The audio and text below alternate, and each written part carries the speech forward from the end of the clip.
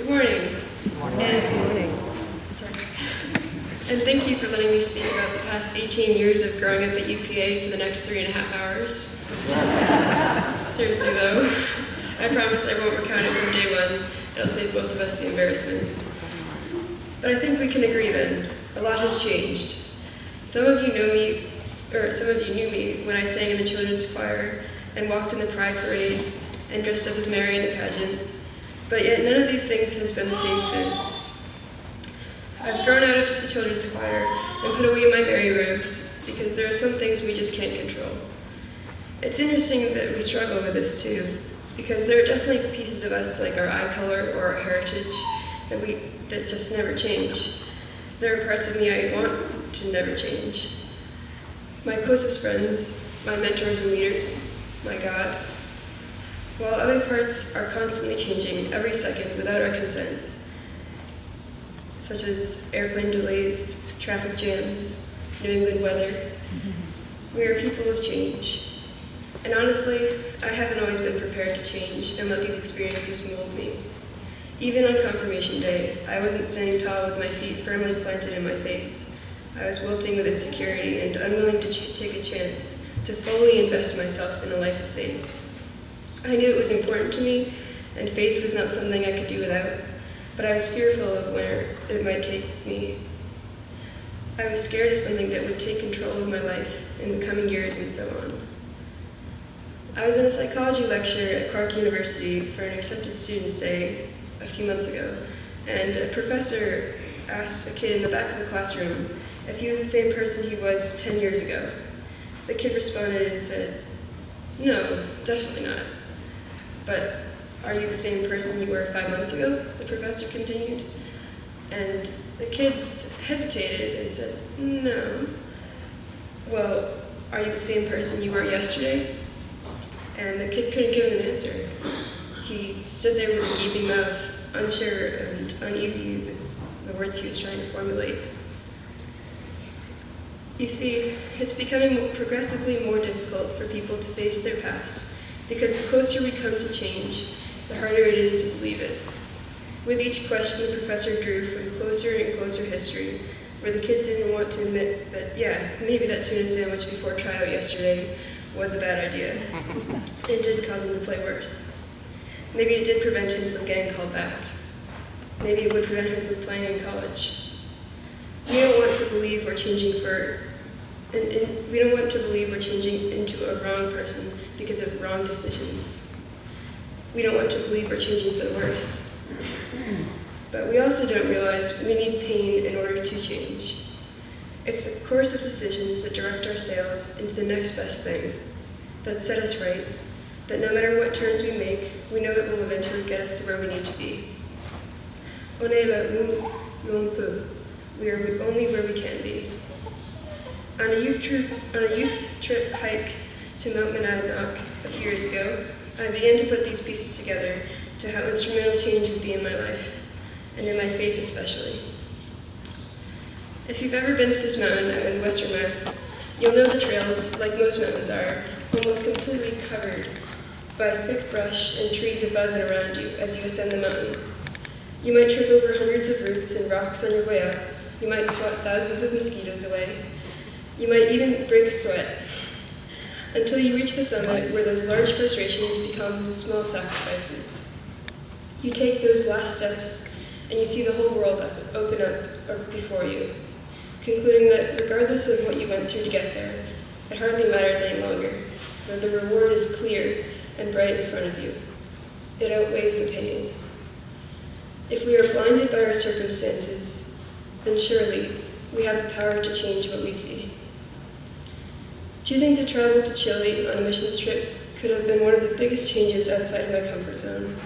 Knowing no one, spending a 17-hour plane ride to a country I knew nothing about while speaking a language I couldn't even recite the alphabet in, it was a bit of a risk. Anxiety on adrenaline was a bit of an understatement too. However, once arriving, I quickly realized there was much to do and little time to process it. Volunteers like myself were signing up for jobs, passing work gloves out, and stocking wheelbarrows with tools. It was clear I'd be put to work and stretched outside of my pajamas and green tea back at home. In an effort to explain a bit more about how transformative this trip Doug introduced me to last February, I'll share a bit with you about our last day. In Chile, since their summers are as dry as New England's winters are frozen, we were hoping for anything to circulate the dusty air. My coworker and I had just finished our job for the week of restoring and painting a pergola before we heard this pitter-patter pattern, just like outside today, on the roof. Almost like keystrokes on a laptop, except in the middle of the woods, far from any first world perks, the sky answered our prayers. Climbing a step down on the ladder, I stuck my head out from under the noise and spotted the freckles the rain had begun to make on the dry camp. The sky released months and months of precipitation in symphonic chiming. We looked at each other with faces of complete disbelief. Calls and hollers from all directions through the heavy brush came in praising the rolling clouds. Victory jumps and hugs were traded under pouring rain, and people were extending their help and spreading this mutual appreciation for restored life. We carried each other's tools and work tables under the awning in which the cement team was finishing their last coat for a patio. With people throwing their heads back, mouths hung open under the sky's beauty, the cement team began an assembly line, passing screwdrivers and unused nails to campers and volunteers so we could literally leave our mark. I didn't know what they meant until my coworker tapped me on the shoulder and motioned toward the cement, handing me a Phillips head. I dropped to my knees, etching my initials into the wet coat of gravel next to the not-so-long-ago strangers. Where I felt so insecure about taking a risk, I held that Phillips head with a steady, confident hand. This, I thought, this is what it looks like to open your heart to change. People suffer in fear of the unknown. I knew this was something I would have to face with college in sight, but I didn't realize I would actively lead myself to places not only to disregard my vulnerability, but to feel undefined by it. I had found a comfort in discomfort. But Sharon, one of our leaders and interpreters, said it best. We don't have to travel thousands of miles to Chile to experience God, or a change in our heart or character, or to be renewed by life, or by faith. Heck, we don't even need travel. Naturally, we shape into more mature, exploring humans. We are social beings, and change is in the purest relationships we make and break, no matter where we find them. And so I'm here.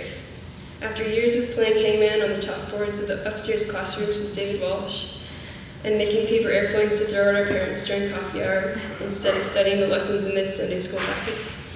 Sorry, Mom. And running through the shafts of the interior of the church with fast friends, and counting the numbers of grapes Evan and I could fit in our mouths during the summertime lemonade spreads after church. And spending whole afternoons and late nights forming some of the most genuine relationships I have, just talking about faith and direction and ambition and loss and hope. Thinking back on the days I spent, and still do spend, reading card after card from Julie Redmond, my mentor and friend, who has supported me through all things, who has given me guidance and love unconditionally through the years of questioning, curiosity, and doubt. After all these rich years of preparation, I really do think I feel ready to face this challenge of change down the road as I part ways with UPA on regular Sundays. I feel ready because through the accumulation of memories here, I know I haven't and won't lose it. Even if change is inevitable and it's so out of control that our stories are told by God, I know that by facing this fear of change, no matter what the risk, change will empower and strengthen my mind. It strengthened my faith and strengthened my commitment to the church so much that at my new home starting the fall at Clark University, their tagline is, "Challenge convention, change our world." Next year, I know I'll be able to make more tough decisions and ask hard questions in order to grow further as a person, and as a person of faith. I encourage you to wrestle with these three things.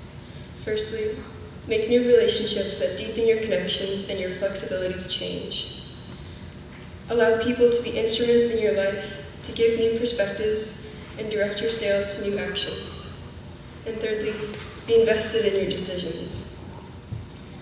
And finally, I'd like to leave you with this blessing from one of my favorite services earlier this year. I believe it must have been fate as I was preparing the sermon by flipping through old journals, and the slip of paper just fell out from a book by John Donahue called For a New Beginning. In out-of-the-way places of the heart, where your thoughts never think to wander, this beginning has been quietly forming, waiting until you were ready to emerge. I watched you play with the seduction of sameness, the great promises that sameness whispered, heard the waves of turmoil rise and relent, wondered, would you always live like this? Then the delight, when your courage kindled, and you stepped onto new ground, your eyes young again, with energy and dream, a path of plenitude opening before you. Though your destination is not yet clear, you can trust the promise of this opening. Unfurl yourself into the grace of beginning that is at one with your life's desire. Awaken your spirit to adventure. Hold nothing back. Learn to find ease in the risk. Soon you will be home in a new rhythm. For your soul senses that world awaits you. Thank you.